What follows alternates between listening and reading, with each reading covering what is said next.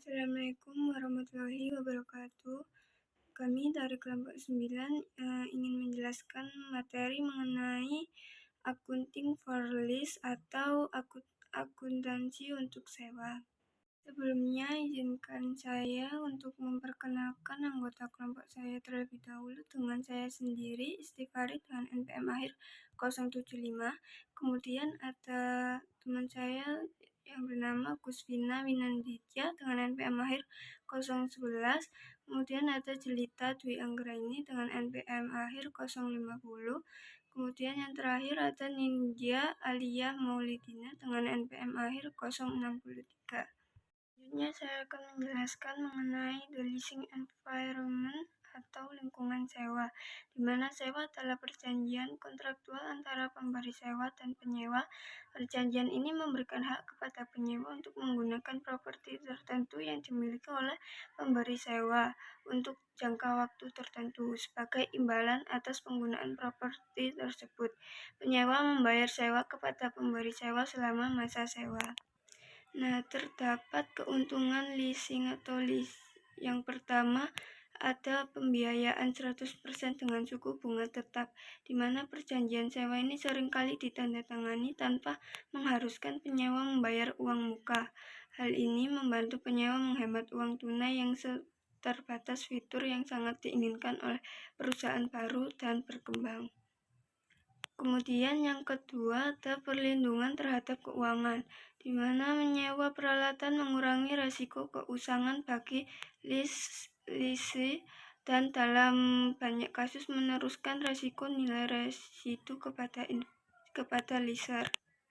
Kemudian yang ketiga ada fleksibilitas, di mana perjanjian sewa mungkin mengandung ketentuan yang kurang membatasi dibandingkan perjanjian utang lainnya, yaitu dengan leaser yang inovasi dapat menyesuaikan perjanjian sewa dengan kebutuhan khusus leaser. Kemudian yang terakhir ada pembiayaan yang lebih murah. Beberapa perusahaan menganggap leasing lebih murah daripada yang lain. Bentuk pembiayaan misalnya seperti perusahaan rintisan di industri yang sedang lesu atau perusahaan dengan tingkat pajak rendah dapat menyewa aset untuk mengklaim manfaat pajak yang mungkin hilang. Nah, selanjutnya yaitu a look at the lessor atau melihat lessor. Nah, siapa saja lessor yang memiliki properti yang disewakan?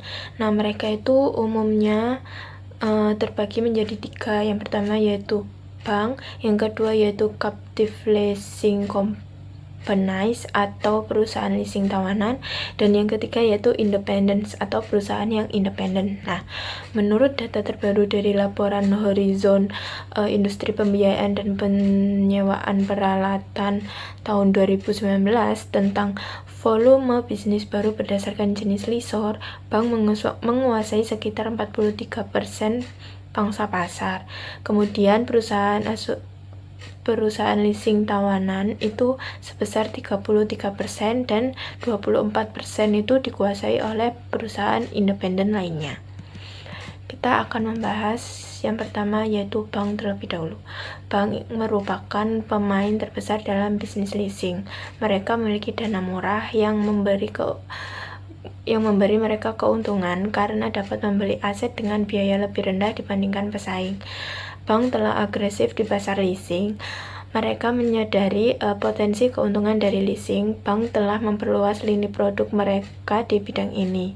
Transaksi leasing kini cukup terstandarisasi yang memberikan keuntungan bagi bank karena mereka tidak perlu terlalu inovatif dalam menyusun perjanjian leasing.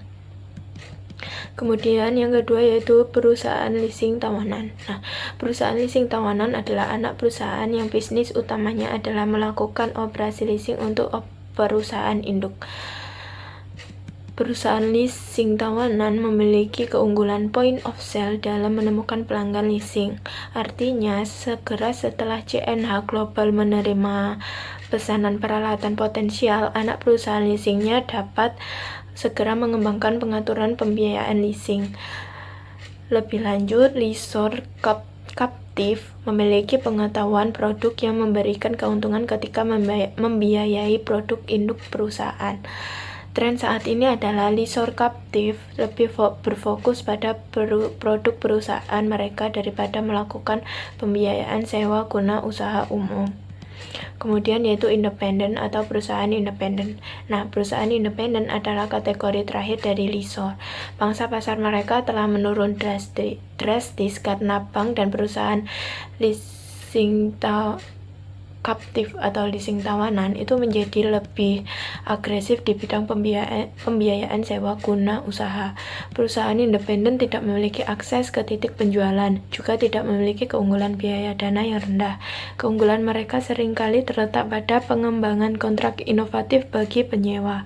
Selain itu, mereka mulai bertindak sebagai perusahaan pembiayaan kaptif untuk beberapa perusahaan yang tidak memiliki anak perusahaan leasing.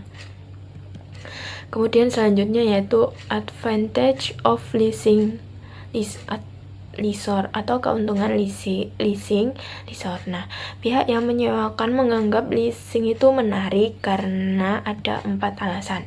Yang pertama yaitu seringkali memberikan margin bunga yang menguntungkan.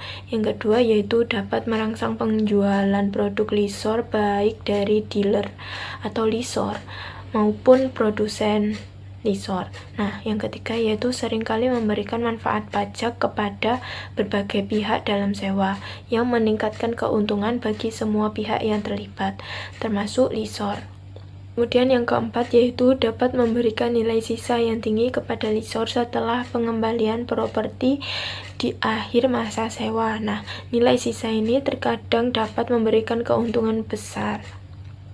Baik, di sini perkenalkan, nama saya Nindya Alia Maulidina dengan nomor NPM 063 akan menjelaskan mengenai lease accounting. Lease accounting itu menjelaskan bagaimana perusahaan yang menyewa aset mencatat dan melaporkan transaksi sewa dalam laporan keuangan. Berdasarkan standar terbaru IFRS 16 dan ASC 842, hampir semua bentuk sewa harus diakui dalam neraca atau balance sheet. Artinya perusahaan penyewa kini harus mencatat aset hak guna atau right of use asset serta kewajiban sewa atau lease liability. Komponen utama yang dicatat dalam lease accounting itu yang A adalah right of use asset, yaitu dia menunjukkan bahwa hak lease untuk menggunakan aset selama masa sewa. Kedua, itu diukur sebesar jumlah kewajiban sewa ditambah dengan biaya langsung awal. Yang ketiga, ROU asset kemudian disusutkan seperti aset tetap biasa. Yang B itu adalah lease liability, dia menunjukkan kewajiban lease untuk membayar sewa kepada lessor. Kedua, diukur pada nilai kini dari pembayaran sewa masa depan. Ketiga, nilainya berkurang saat pembayaran itu dilakukan dan bertambah karena beban bunga. View of lease capitalization. Nah, di sini dalam pandangan lease capitalization, sewa dianggap bukan hanya sebagai perjanjian sewa biasa, tetapi sebagai bentuk pembiayaan atau financing. Kedua, ketika perusahaan menyewa aset, berarti perusahaan mengendalikan aset tersebut dan berkomitmen untuk melakukan pembayaran masa depan, mirip dengan membeli aset menggunakan dana pinjaman.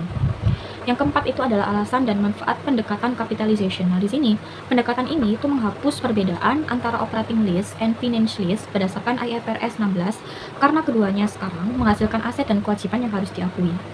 3 alasan utama mendukung lease capitalization itu yang pertama ada transparansi, dia menunjukkan kewajiban keuangan yang sebenarnya dari perusahaan. Kedua, comparability, yaitu mempermudah perbandingan antar perusahaan. Yang ketiga, accountability, yaitu mencegah perusahaan dalam menyembunyikan kewajiban besar di luar neraca. Oke, untuk lease term, nah di sini ada measurement of the lease liability and lease asset, di mana ada 3. Yang pertama adalah lease term accounting, itu menjelaskan bagaimana durasi sewa ditentukan dan digunakan dalam pengukuran serta pengakuan aset dan liabilitas sewa. Kedua, lease term ini sangat penting karena dapat memengaruhi perhitungan right of use asset, lease liability, and depreciation and interest expense. Yang kedua adalah lease payment. Lease payment ini adalah jumlah pembayaran yang harus dilakukan penyewa kepada pihak pemberi sewa selama masa sewa sebagai imbalan atas hak penggunaan aset. Kedua, komponen penting dalam menentukan nilai lease liability dan ROU asset itu ada 2. Jenis pembayarannya, yang pertama ada fixed payment, yaitu pembayaran tetap yang dilakukan secara periodik selama masa sewa. Kedua ada variable payment, yaitu pembayaran yang berubah tergantung indeks atau tingkat tertentu, misalnya inflasi atau suku bunga. Yang ketiga ada discount rate. Nah, discount rate ini adalah akuntansi sewa dalam tingkat bunga yang digunakan untuk menghitung nilai kini dari pembayaran sewa di masa depan. Menentukan nilai awal dalam pengakuan lease liability dan ROU asset di neraca lease. Menurut IFRS 16 dan ASC 842, lese ini dapat menggunakan salah satu dari dua tingkat bunga. Yang pertama adalah interest rate implicit in the lease, di mana tingkat bunga yang tersirat dalam kontrak sewa. Yang kedua ada lese incremental borrowing rate (IBR), yaitu tingkat bunga pinjaman tambahan yang harus dibayar jika lese meminjam dana untuk membiayai aset yang sama. Baik, untuk selanjutnya ada subsequent leases accounting. Di sini ada akuntansi leases selanjutnya, yaitu jangka waktu sewa leases seperti Air France menggunakan metode bunga efektif untuk mengalokasikan setiap pembayaran sewa antara pokok dan bunga atas liabilitas sewa. Nah, metode ini tuh menghasilkan beban bunga periodik yang sama dengan persentase konstan dari nilai tercatat kewajiban sewa. Saat menerapkan metode ini, leases seperti Air France harus menggunakan tingkat implisit jika diketahui dan tingkat pinjaman incrementalnya. Nah, jika perjanjian sewa mengalihkan kepemilikan aset kepada Air France di akhir masa sewa, maka Air France akan menyusutkan pesawat sesuai dengan kebijakan penyusutan normalnya untuk pesawat lain dengan menggunakan nomor ekonomis aset tersebut. Nah, di sisi lain, jika sewa tidak mengalihkan kepemilikan, maka Air France akan menyusutkannya selama masa sewa tersebut. Nah, hal ini tuh pesawat akan kembali ke ILFC setelah jangka waktu tertentu. Nah, untuk contohnya di sini untuk mengilustrasikan akuntansi sewa guna usaha menggunakan metode sewa guna pembiayaan. Nah, diasumsikan NLD anak perusahaan dari CNH Global dan Ivanhoe minus itu menandatangani perjanjian sewa guna usaha tanggal 1 Januari 2022 yang mewajibkan CNH untuk menyewa backhoe kepada Ivanhoe mulai tanggal 1 Januari 2022.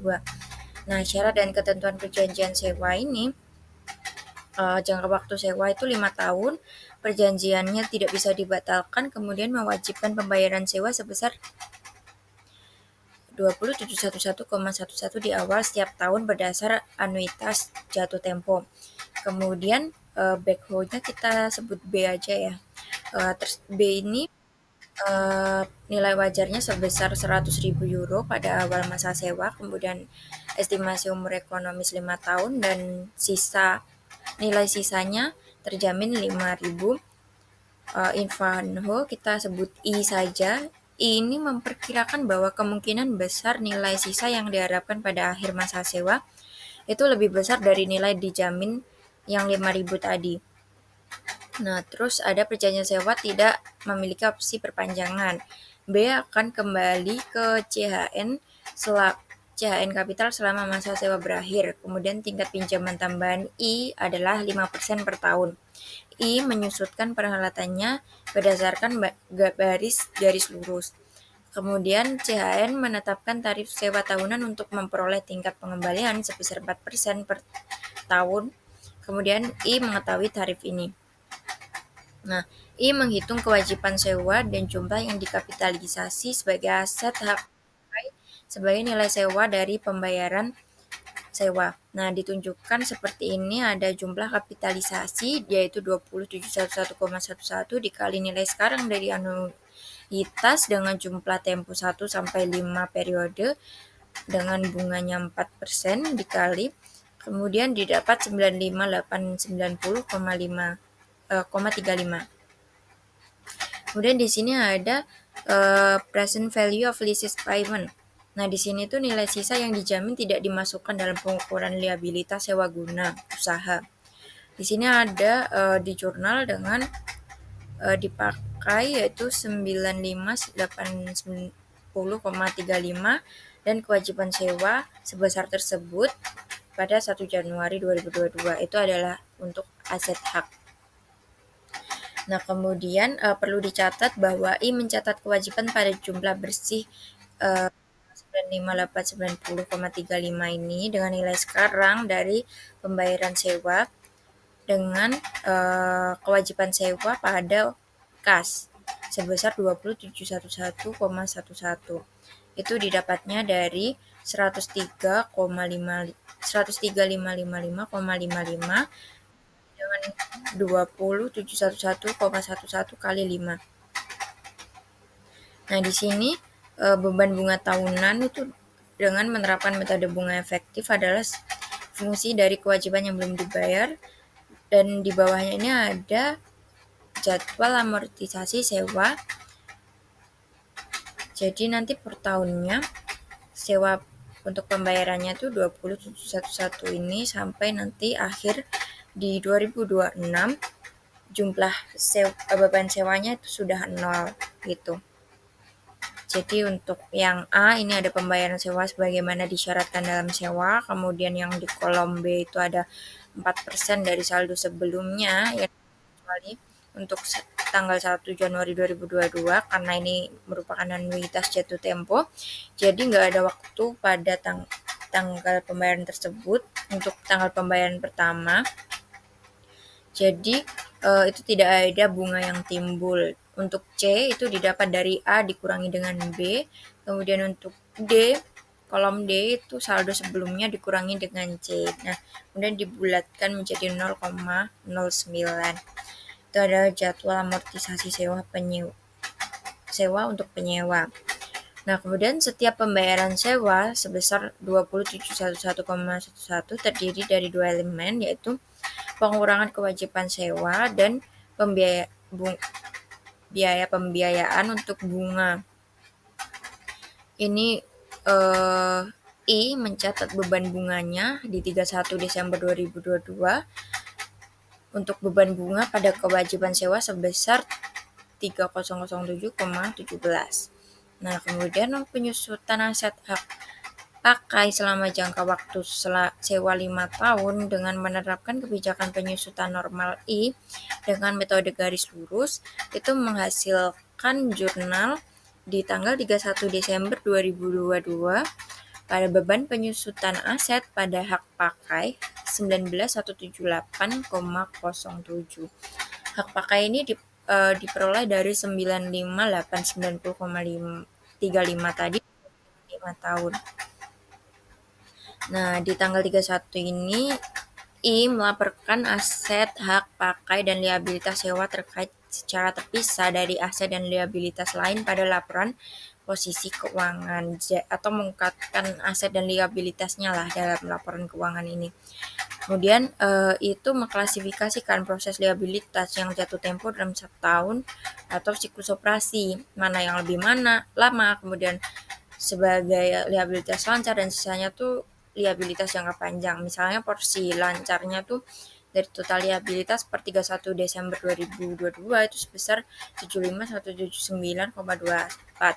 Nah, di jadwal amortisasi itu jumlah yang harus dibayar 2023 atau 20.711,11. Nah, di sini ada ilustrasi untuk menunjukkan penyajian bagian aset dan liabilitas sewa yang berkaitan dengan transaksi sewa pada tanggal 31/2022 dengan asumsi itu memilih untuk menyajikan aset hak pakai dan liabilitas secara terpisah dari aset dan liabilitas pada laporan posisi keuangan. Itu ada aset tidak lancarnya, ada aset hak pakai itu 76 sekian, kemudian kewajiban lancar, kewajiban sewanya 20 sekian. Untuk kewajiban tidak lancarnya ada kewajiban sewa 57 sekian. Nah, terus ini ada statement of financial position presentation. Itu ada beban bunga untuk kewajiban sewa dan beban penyusutan untuk aset hak pakai masing-masing 300717 dan 19178,07. Kemudian ada income statement placement yaitu di 1 Januari 2023 untuk kewajiban sewanya sebesar 20.711 dengan pada kas dengan sebesar tersebut. Kemudian jika I membeli peralatannya dari CHNH pada saat berakhirnya masa sewa dengan harga 5.000 dan perkiraan sisa umur peralatannya adalah 2 tahun, maka itu harus mencatat untuk 1 Januari 2027-nya untuk peralatan pada kas sebesar 5.000. Tuh.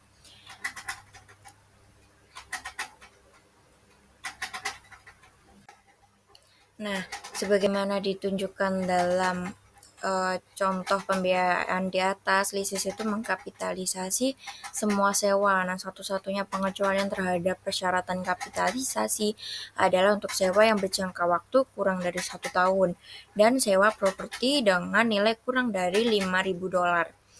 Setelah sewa dicatat, leases akan mengakui beban bunga atas liabilitas selama sewa. Liabilitas sewa selama masa sewa menggunakan metode bunga efektif dan mencatat beban penyusutan atas aset hak guna. Nah, untuk sumber utama variasi itu berkaitan dengan perlakuan nilai sisa. Untuk pedoman nilai sisanya itu seperti yang ditunjukkan dalam contoh penyewa yang sebagai berikut. Nah, besar kemungkinan nilai sisa yang diharapkan sama dengan 1 lebih besar dari nilai sisa yang dijamin, maka penyewa tidak boleh memasukkan nilai sisa yang dijamin dalam perhitungan kewajiban sewa. Yang kedua, jika besar kemungkinan nilai sisa yang diharapkan lebih kecil daripada nilai sisa yang dijamin, maka nilai kini dari selisih antara nilai sisa yang diharapkan dengan nilai sisa yang dijamin harus dimasukkan dalam perhitungan sewa. Dan yang ketiga, penyewa tidak memasukkan nilai sisa yang dijamin dalam perhitungan kewajiban sewa. Baik, dari kami kurang lebihnya mohon maaf, semoga bermanfaat. Saya perwakilan dari kelompok kami, Agus Winanditya dengan NPM akhir 11. Mohon undur diri. Assalamualaikum warahmatullahi wabarakatuh. Terima kasih.